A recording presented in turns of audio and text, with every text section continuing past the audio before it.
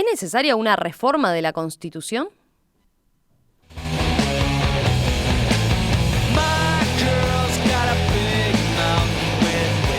Desde la jura de la primera, en 1830, hasta hoy, Uruguay ha tenido 6 constituciones. La de 1830, la de 1918, la de 1934, la de 1942, la de 1952 y la de 1967.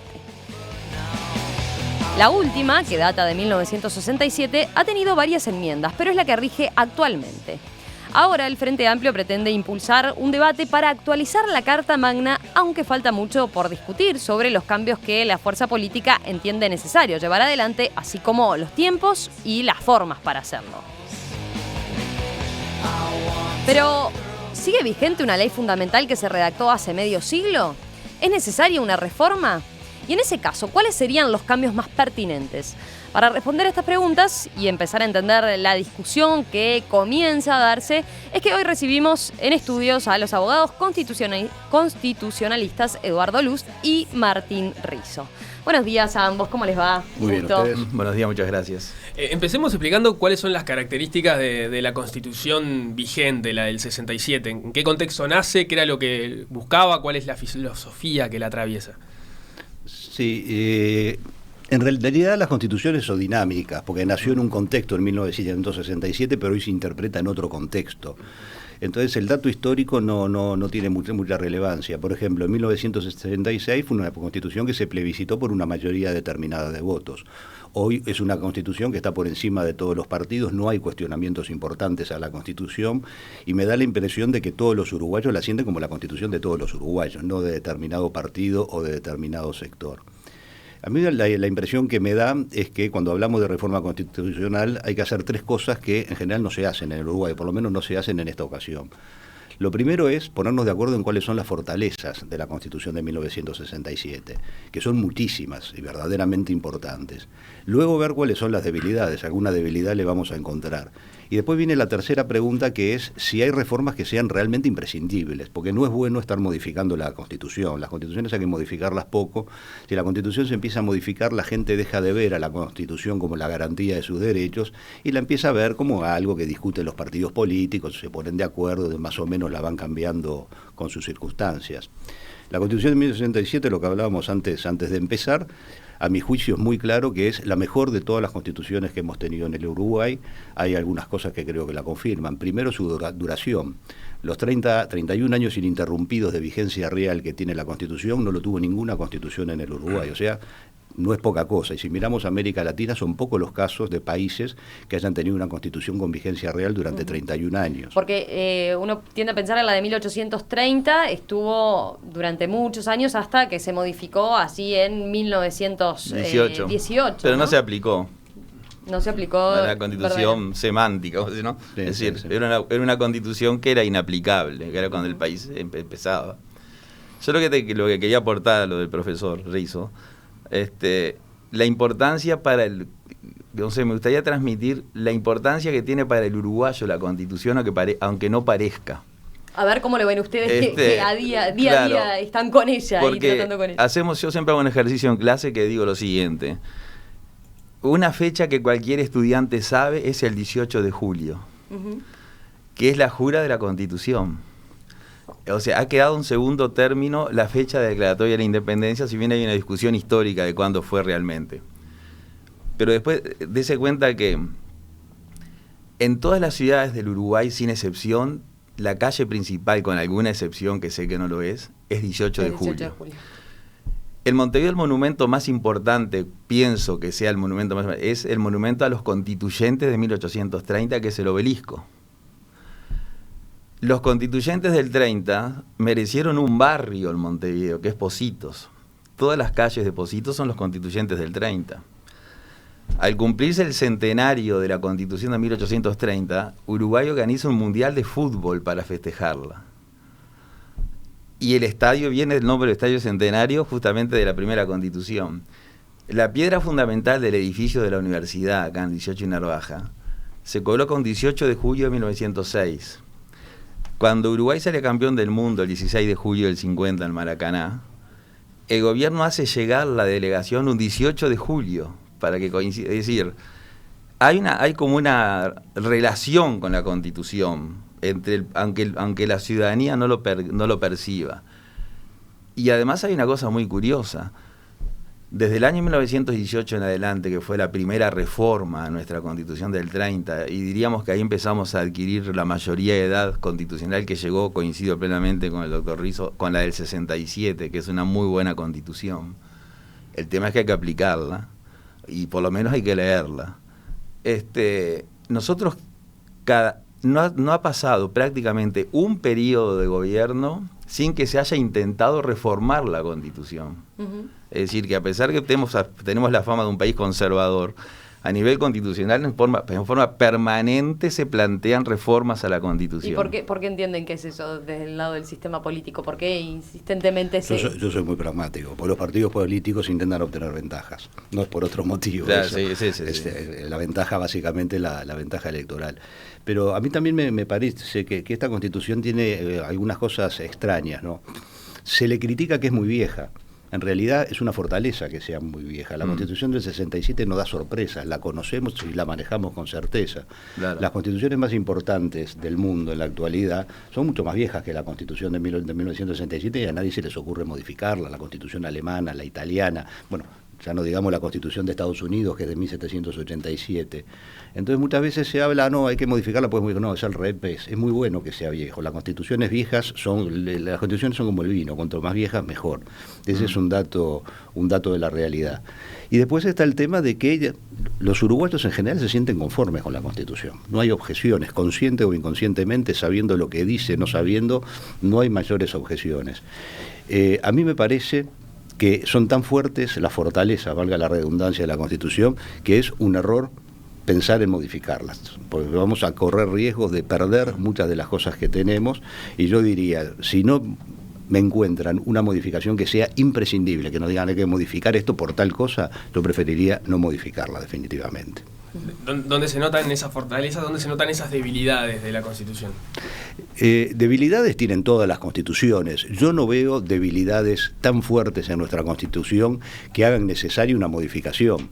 Por ejemplo, tenemos el tema de la descentralización territorial. Se precisaría quizás más autonomía constitucional para que funcionen mejor los gobiernos departamentales, pero tampoco es necesario modificar la Constitución. Esas cosas se pueden establecer por ley. Yo no veo motivos realmente relevantes y contundentes que me digan así, bueno, sí, no, esto hay que modificar. Ya vamos a continuar con esa línea de análisis. Antes teníamos una pregunta vinculada a cómo habían sido hasta entonces, hasta el 67, esos procesos de reforma de la Constitución. A partir de una discusión que se da ahora con el sistema político, se dice, bueno, la discusión de una reforma constitucional, más allá de si es importante o no, debe darse más adelante porque el país está metido en otros problemas económicos, sociales, lo cual da la pregunta de si Uruguay hasta entonces, hasta la Constitución del 67, había atravesado los procesos de reforma en momentos de auge, o si los momentos de crisis o de como el actual de problemas económicos o sociales no son los idóneos para dar este tipo de discusiones. Bueno, las constituciones anteriores, la reforma de 1918, es decir, todas las constituciones, las reformas son políticas, más que por un tema de una crisis económica. Incluso nosotros tenemos dos constituciones, la del 34 y la del 42, que sería un poco largo de explicar acá, que son productos de un golpe de Estado, que luego por un tema de filosofía del derecho constitucional fueron convalidadas por la ciudadanía. Es decir, que el tema de una constitución en medio de una crisis no es muy importante del momento que tenemos constituciones que nacieron de los golpes, en el gobierno del doctor Terra, en la Constitución del 34, y la del presidente Valdomiro en el 42. ¿Eso es lo que explica que se daban con tanta frecuencia? En aquel Sí, momento sí, cuando repasamos las fechas, más o menos eran cada 10 años. Claro, ¿sí? yo lo que veo de las reformas frecuentes, que son, aunque coincido con el doctor Rizzo en que es una muy buena constitución y que prácticamente hay que hacerle muy pocos retoques, uno se pregunta, bueno, reformar, es decir, nosotros tenemos que diferenciar lo que es la reforma de la Constitución a lo que es la reforma a la Constitución. La reforma de la Constitución es lo que ha sucedido en el 18, en el 34, en el 42, es decir, hemos cambiado sustancialmente aspectos profundos de la Constitución, que estamos ante una nueva Constitución. Cuando hablamos de reforma a la Constitución, son pequeñas mejoras, como ha sucedido desde el 67 en adelante, la reforma de los jubilados, la llamada reforma del agua, es decir, artículos puntuales del medio ambiente que se incorporó. Entonces sigue siendo la misma Constitución con pequeños retoques. Lo que yo interpreto es que el pueblo, el cuerpo electoral, el ciudadano uruguayo, antes de desconocer su Constitución, prefiere hacerle esas pequeñas reformas, porque es una lectura. Somos muy reformistas, a pesar de que parece que no somos, pero como si ahora se está planteando, seguramente no se haga, pero siempre se plantea la reforma de la Constitución.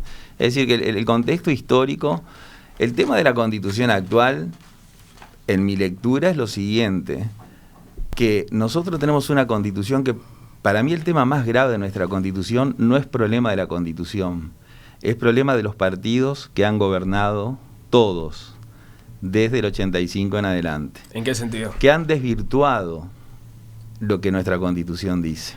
Ese para mí es el punto central. Entonces, si quieren reformar la Constitución, lo que tienen que ponerse de acuerdo primero es en cuál es nuestra forma de gobierno. Porque de nuestra Constitución surge una forma de gobierno en el cual el presidente de la República, que es el jefe de Estado, tiene mínimas competencias. Es decir, el constituyente del 67 dijo al presidente de la República, a la presidencia de la República, como no se la puede controlar, eso después se podría desarrollar, pero no hay un control de la presidencia, démosles muy pocas competencias, porque lo que no se puede controlar, pensemos que puede hacer pocas cosas. Y démosles muchas competencias al Poder Ejecutivo, que lo integra el presidente con sus ministros, que a esa sí se la puede controlar, a esa función. Ahí tenemos alguna diferencia, ¿no? Bueno, pero déjame terminar, te digo. Ahora, ¿qué pasa? Por la vía de los hechos, desde el año 90 en adelante, en sucesivas leyes, se le han dado a la presidencia de la República una enorme cantidad de competencias que, en mi opinión, que es solamente la mía, o sea, no es más que una opinión, no se deberían haber dado.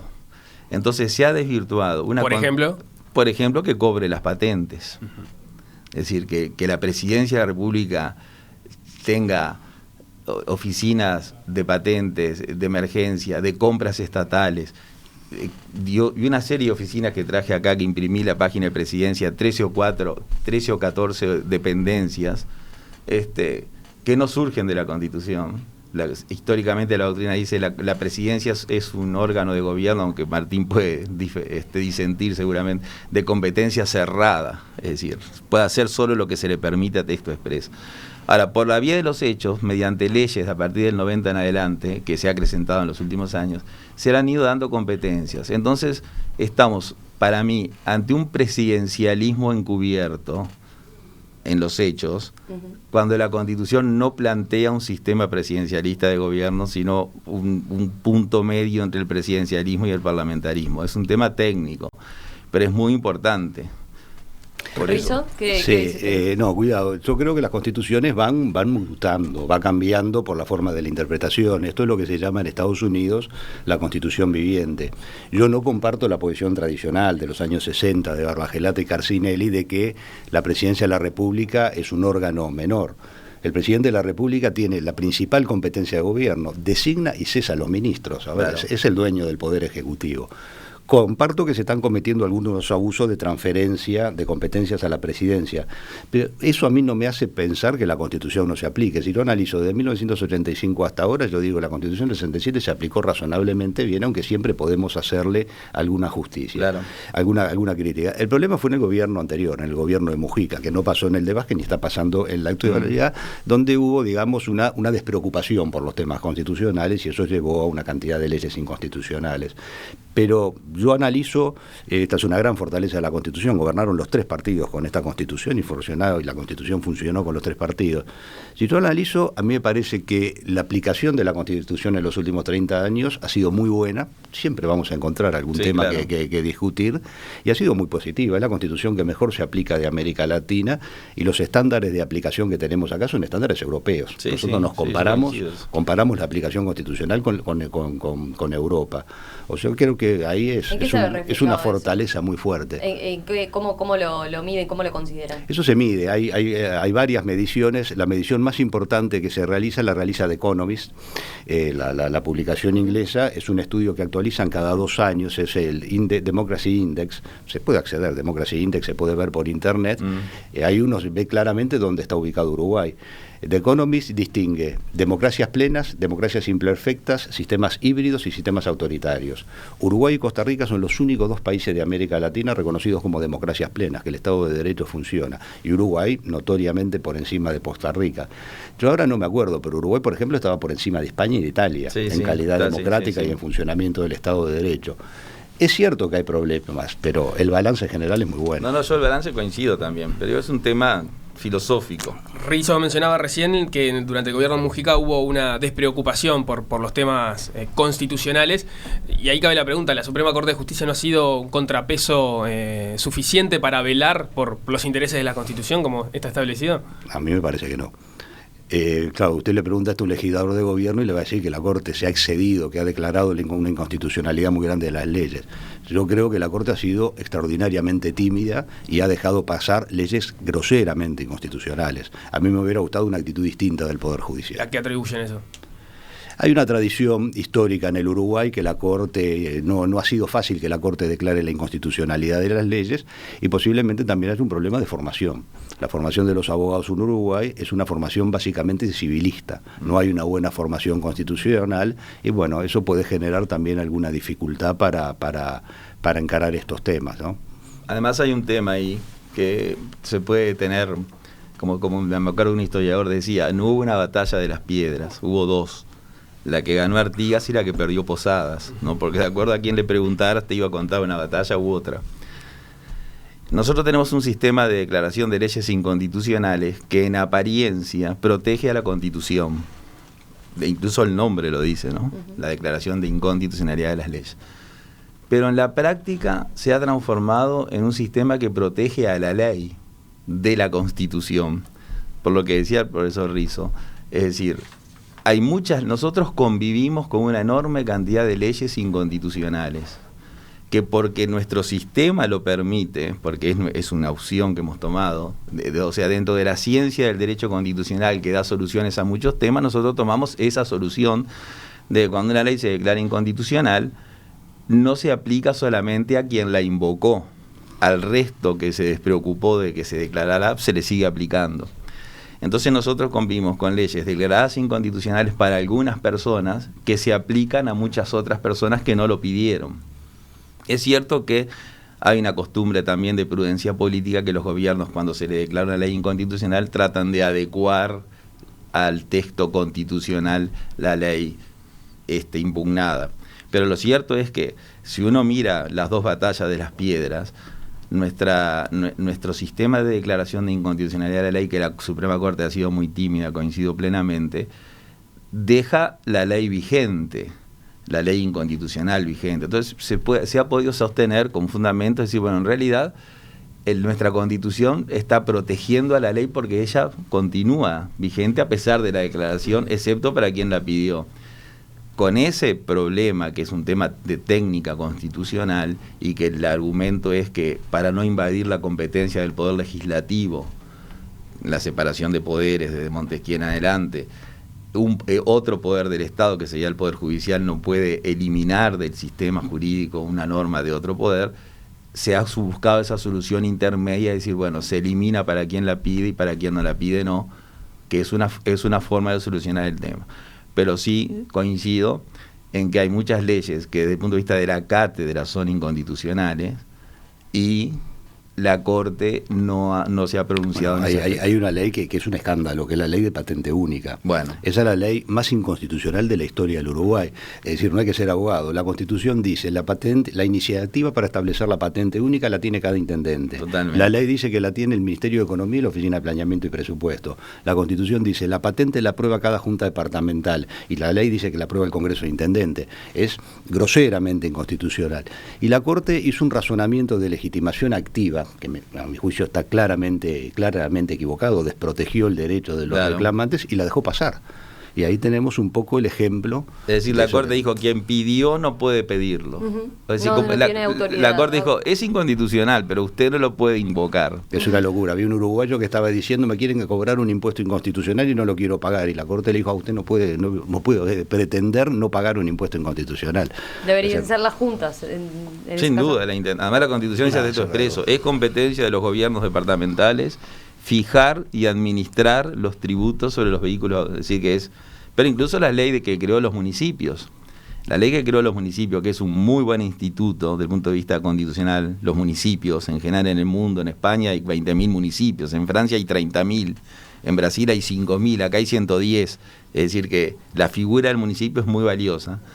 Pero la ley que creó el municipio, por poner un ejemplo, es una ley que implica una reforma electoral.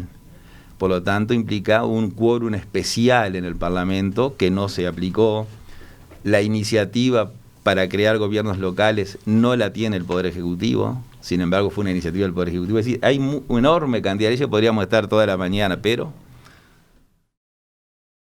El Frente Amplio convocó a un diálogo para iniciar un proceso de reforma de la Constitución.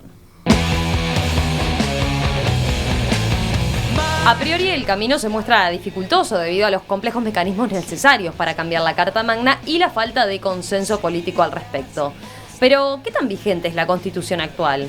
¿Qué dicen al respecto quienes se han dedicado a estudiarla y enseñarla? Hoy abordaremos este tema estamos abordando este tema con los abogados constitucionalistas Eduardo Luz y Martín Rizzo, quienes nos acompañan en la entrevista central. Recordemos brevemente, les pido, cuáles son los mecanismos que están previstos para reformar la Constitución. Sí, son 4. Primero, no es difícil modificar la Constitución uruguaya. Hay un procedimiento que es una minoría de legisladores puede poner en marcha el procedimiento y se plebiscita eso, o sea que no es verdaderamente complicado. Cualquier partido no, el Partido Independiente no puede, el Partido Colorado tampoco, pero el Partido Nacional del Frente Amplio por sí solo lo pueden poner en funcionamiento. Claro. El mejor procedimiento, en los conceptos del siglo XXI, es el que se denomina leyes constitucionales. Y esto porque no se aceptan, no es democrático que se modifique la Constitución por un margen muy escaso de votos. La Constitución precisa tener acuerdos políticos verdaderamente importantes. Y la ley constitucional implica la discusión en el Parlamento del proyecto de reforma y requiere acuerdos políticos importantes, 2/3 de componentes de cada Cámara. Entonces, bueno, arrancamos muy bien con una ley constitucional, con un gran acuerdo político. Después hay un tercer procedimiento que es el que habló, insólitamente es el que se habló por parte del Frente Amplio primero, que es la Asamblea Constituyente. ¿Y eso cómo funciona? Es una demencia. Son 260 miembros, ¿verdad?, que se van a reunir durante un año, no hay lugar para que se reúnan, va a haber que pagar costos de todo esto, es una demencia. Es un mal procedimiento la Asamblea. ¿Y esos miembros de dónde salen? Se votan. Se votan. O sea, hay una elección previa para elegir quiénes integran la Asamblea. Exactamente. Pero se eligen como por el mismo sistema de elección de los diputados. Pero ese sistema no va a funcionar por un motivo muy simple. El Frente Amplio tiene mayoría en las 2 cámaras hoy. Hacemos una constituyente y capaz que tiene minoría y la oposición le aprueba una reforma constitucional. O sea que políticamente no es viable. Y el otro que queda no es bueno, es la reforma por iniciativa popular, que es un proyecto muy rígido, lo redacta alguien y bueno, se recogen firmas y eso se va a plebiscitar, pero no hay una instancia para dialogar, para conversar sobre ese proyecto, ¿no? El documento base aprobado por el plenario del Frente Amplio para que sirva como insumo a la discusión de la reforma consigna que el partido tiene acuerdo en 10 bloques temáticos que digamos todavía están en discusión, pero estos bloques temáticos son dignidad y derechos humanos, nacionalidad y ciudadanía, democracia y poder legislativo, justicia y poder judicial, equilibrio y relación entre los poderes, ética y transparencia pública, descentralización y tercer nivel de gobierno, ambiente y su protección, integración regional e inserción internacional y modernización del derecho de propiedad. ¿Son todas estas áreas asuntos de materia constitucional? Bueno, nosotros en la ciencia del derecho constitucional, es decir, en nuestro derecho constitucional positivo, o sea, no hay nada que no se pueda incorporar a la Constitución.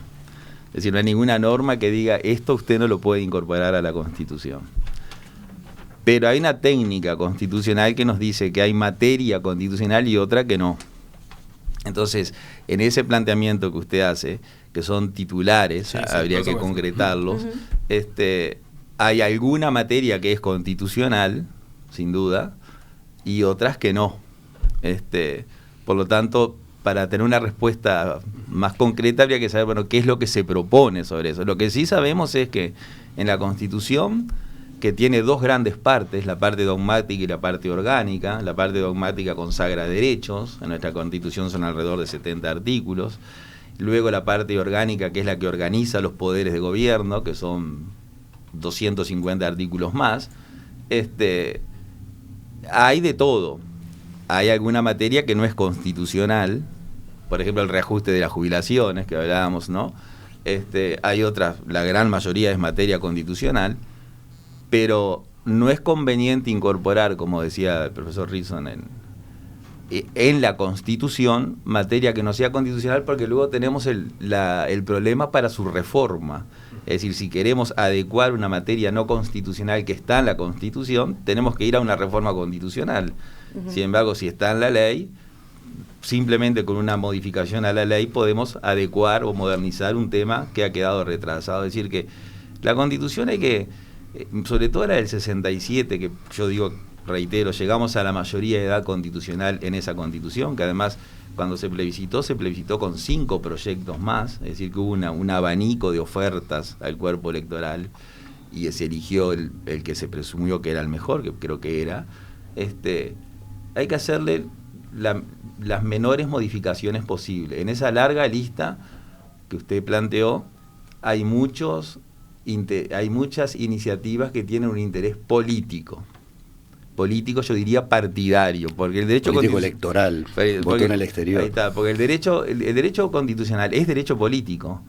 Es decir, incluso en algunas universidades la materia es derecho político. Tenemos libros, el de Sánchez Viamonte, por ejemplo, tratado de derecho político, y es derecho constitucional. Es decir, que no son enemigos la política de la Constitución. Lo que sí no son es la política partidaria. Pero eso del voto en el exterior, por ejemplo, cabría dentro del derecho constitucional. Eso es incuestionable, sí, pero es incuestionablemente electoral. Es electoral. Ahí hay un cálculo electoral que a determinado partido calcula que le va a servir el voto en el exterior, y los que se oponen por eso. Ahí hay un problema electoral. Ahora, complementando lo que decía él, a mí lo que me parece y me llama la atención es que hay un problema de enfoque en alguno de esos temas. Y es que me parece que se está viendo los derechos humanos como los derechos humanos de la Constitución, y eso no es más así. En América Latina nosotros tenemos una cosa que se denomina normalmente bloque de los derechos humanos, y en ese bloque nosotros tenemos los derechos constitucionales y los establecidos por el derecho internacional de los derechos humanos. ¿Y cómo elijo cuál es la regulación que tengo? Siempre elijo la que es más favorable para el derecho. A veces aplico la regulación constitucional y a veces aplico la regulación internacional, ¿verdad? Esta es la posición absolutamente dominante en América Latina. En Uruguay es la jurisprudencia de la Suprema Corte de Justicia desde el año 2009. Entonces, venir a decir, vamos a modificar la Constitución porque tenemos que incluir un derecho. Si ese derecho ya está incluido en el derecho internacional de los derechos humanos, no tenemos por qué ponerlo en la Constitución. Ese derecho ya está. Porque se habla, por ejemplo, de la inclusión social, el reconocimiento a colectivos recientemente protegidos. Pero esas son variantes, de lo que está ahí son variantes del principio de igualdad. En la Constitución se pone el principio de igualdad y después la protección del derecho de igualdad se desarrolla en la ley. Afrodescendientes, homosexuales, de discapacitados, ¿verdad? Y se ve una cosita, se ve con el tema del derecho de propiedad. Lo que el Frente Amplio quiere hacer, o algunos legisladores quieren hacer, es bajar los estándares de protección del derecho de propiedad. Pero si lo hacen, eso no sirve absolutamente para nada, porque la regulación actual de nuestra Constitución coincide con la Convención Americana. Entonces, si baja la regulación constitucional, se va a seguir aplicando la regulación de la Convención Americana. Entonces, si quieren bajar los estándares de protección, tendrían que modificar la Constitución y después tendríamos que denunciar, tendríamos que salir del sistema interamericano, lo cual parece absolutamente descabellado. Basta ver cuáles son los países que están fuera del sistema para decir, bueno, Uruguay no debe estar en ese lugar, ¿no? Pero en materia de propiedad, por ejemplo, hay otro aspecto que se insiste del Frente Amplio, que es el creer necesario incorporar formas de propiedad social, comunitaria y cooperativa. No es necesario, si ya tenemos todo eso. Decir, la Constitución no impide eso, son variantes del derecho de propiedad y ya la tenemos. Incluso la Constitución permite al Estado asociarse con sistemas cooperativos de producción, es decir, eso ya lo tenemos. Y yo, si usted me permite, le voy a leer un artículo que es muy breve, porque complementa a lo del profesor Rizzo, para que vean la entidad del tema de los derechos humanos. El artículo 72 de la Constitución uruguaya, mire lo que dice, que viene de una larga enumeración de derechos, ¿no? Es el último artículo del capítulo. Enumera 71 derechos, y luego dice: la enumeración de derechos, deberes y garantías hecha por la Constitución, que son los 71 que nos anteceden, no excluye otros que son inherentes a la personalidad humana o se derivan de la forma republicana de gobierno. Es decir, que esta ventana, este cheque en blanco, es lo que permite incorporar una enorme cantidad de derechos de tercera y cuarta generación, como dicen, los nuevos derechos, que no es necesario, porque además, como bien dice el profesor, el bloque de constitucional, que es ese tema, esa aceptación del derecho internacional en derechos humanos, que ya es unánime prácticamente a la altura y la jurisprudencia lo respeta, permite ingresar todos esos derechos sin ponerlos a texto expreso, porque el constituyente uruguayo fue muy sabio. Además, los que redactaron la Constitución del 67 conocían derecho constitucional. Nosotros, en una materia que no es la que usted nos convocó, que es toda la parte de recursos administrativos, que está en la Constitución, y es un tema muy fino y muy técnicamente redactado, lo que nos demuestra que sabían del tema. Sabían cómo proteger al Estado, pues es espantosa esa parte de la sí, Constitución. Exactamente. Pero este artículo es una ventana que permite el ingreso de muchos de esos derechos que se están reclamando poner a texto expreso. Sí, en materia de derechos humanos, la única forma de plantear en serio una reforma sería que a alguien se le ocurriera un derecho que no esté ni en la Constitución ni en el derecho internacional de los derechos humanos. Doy un ejemplo, el acceso a Internet. El acceso a Internet ya debería estar reconocido como un derecho humano. No puede ser que haya gente que no tenga acceso a Internet, una conexión Wi-Fi y demás. Pero no es necesario. Es importante lo del Poder Judicial. Sí, ese es otro de los aspectos que inquieta el Frente Amplio, y hay quienes pretenden que no sea el Poder Judicial el que defina la constitucionalidad de las leyes, algo que veníamos hablando del bloque anterior, sino que sea o el Parlamento o una institución específica, diseñada, creada para ese fin. Que sea el Parlamento parece una solución inaceptable, ¿verdad? Porque sería el Parlamento controlándose a sí mismo. Es lo mismo que decir que no va a haber control de constitucionalidad. Y generar otra institución ad hoc, los tribunales en el mundo han existido dos modelos en materia de contralor de constitucionalidad. Uno es el americano, de toda América, nació en Estados Unidos, pero es el de toda América, que el control corresponde al Poder Judicial. Y en Europa, por motivos históricos, con la influencia de Kelsen, fundamentalmente a principios del siglo XX, desarrollaron los tribunales constitucionales que están fuera del Poder Judicial. Entonces acá hay que tener mucho cuidado, porque cuando uno habla de Tribunal Constitucional enseguida decimos el alemán. Sí, el Tribunal Constitucional alemán hace 50 años que es la Corte Constitucional más importante y prestigiosa del mundo. Si vamos a tener el Tribunal Constitucional alemán, ya, pero nos va a declarar la inconstitucionalidad de una cantidad de leyes, también asumamos ese tema, ¿no? El problema es que los tribunales constitucionales han generado más problemas que otra cosa. En América Latina, la costa del Pacífico ha tomado tribunales constitucionales, Chile, Perú, Ecuador, Colombia y Bolivia, que se ve que como quiere salir al Pacífico, también tomó su tribunal constitucional. Y la verdad que ha sido verdaderamente un fracaso la existencia de estos tribunales constitucionales. Entonces, plantear una cosa que en general ha fracasado en el mundo, que ha generado problemas prácticamente en todos los países, sinceramente no lo entiendo. Ahora, cuidado, lo que hay en el fondo es otro objetivo del gobierno, que es limitar los contralores. Quiere menos contralores, acabamos de decir que los contralores que ejerce la Corte son muy tímidos, bueno, quiere menos contralores el gobierno en materia de inconstitucionalidad. Y ahí entramos en el tema de los equilibrios, ¿verdad? Es decir, la Constitución garantiza los derechos de la gente, precisan existir instrumentos de contralor sobre el Poder Ejecutivo, y si queremos criticar la situación actual, la crítica es para el Poder Judicial. El Poder Judicial no está declarando el número de leyes inconstitucionales que debería declarar. Y que me vengan a criticar para el otro y decir menos control todavía, me parece realmente profundamente equivocado y peligroso. Sí, además antidemocrático. Es decir, yo coincido plenamente, los tribunales constitucionales que existen en Europa, que son creación de los europeos, en el partir del año 1920 sobre todo, tienen una estructura y una conformación, porque el tema es ese, cómo se integran, quién la integran. Nosotros tenemos la tradición de que viene de Estados Unidos justamente, de nuestra en materia del Poder Judicial, pero además concentrado en un solo órgano del Poder Judicial, en la Suprema Corte de Justicia, cuando hay otros países que tienen un sistema difuso, ¿no? Cualquier juez lo puede declarar, incluso la República Argentina en algún aspecto.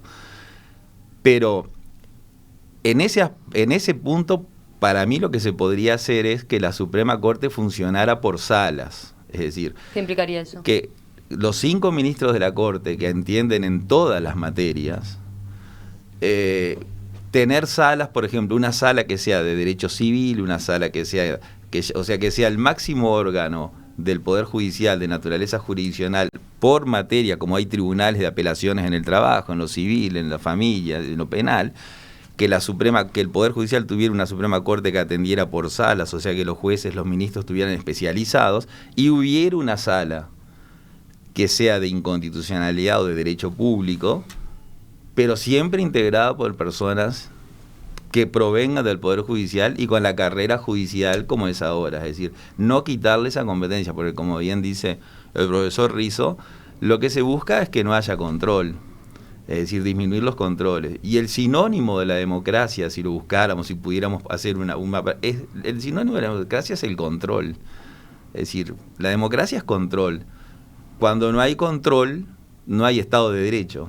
Por lo tanto, no hay democracia. Es decir, que ahí no habría. Nosotros tenemos algunos órganos constitucionales que no son poderes, por ejemplo, la Corte Electoral, el Tribunal de lo Contencioso Administrativo, el Tribunal de Cuentas, que tienen funciones que no tienen los poderes de gobierno, los 3 poderes clásicos, y que el constituyente pensó conveniente dárselo a esa estructura. Es decir, que técnicamente no habría dificultad en crear otro órgano más similar al contencioso administrativo que se declarara que fuera un tribunal constitucional. Pero por nuestra cultura constitucional y por el interés de los partidos políticos, que no creo, y esto lo digo respetuosamente, que busquen la pureza del derecho, ¿no? La aplicación limpia de la Constitución, sino que hay un interés que, como decíamos, de no controlar o de dejar pasar algunas normas, pero ¿cómo se integra eso? Controlar menos todavía, ¿no? Controlar menos. Entonces más vale dejarlo así, reconociendo de la timidez de la Corte, que también tiene un prestigio, la Suprema Corte de Justicia, que uno lo ve hasta a veces en la forma de expresarse de sus propios ministros, ¿no? Acá lo que hay, y me parece importante, es un concepto. Las dictaduras no son de una persona ni de una minoría. También puede haber dictaduras mayoritarias. La mayoría puede ser una dictadura sobre las minorías. Y por eso las mayorías tienen que ser controladas, tiene que haber alguien que pueda defender a las minorías. Y ahí hay un equilibrio, de verdad, si los jueces se exceden, rompen el equilibrio, si se excede el Parlamento, rompe el equilibrio. Ahora, en Uruguay, desde hace muchos años, si vamos a criticar lo que está pasando, precisaríamos más control. O sea que, por favor, no me digan vamos a modificar la Constitución para que haya menos control todavía, porque eso sería un error. Doctor Eduardo Lust, doctor Martín Rizzo, ambos abogados constitucionalistas, gracias, gracias por compartir estos minutos esta mañana aquí en Perspectiva, y bueno, seguimos atentos a cómo sigue este proceso y volvemos a conversar en cualquier momento, si les parece. Bueno, muchas gracias. Muchas gracias a ustedes.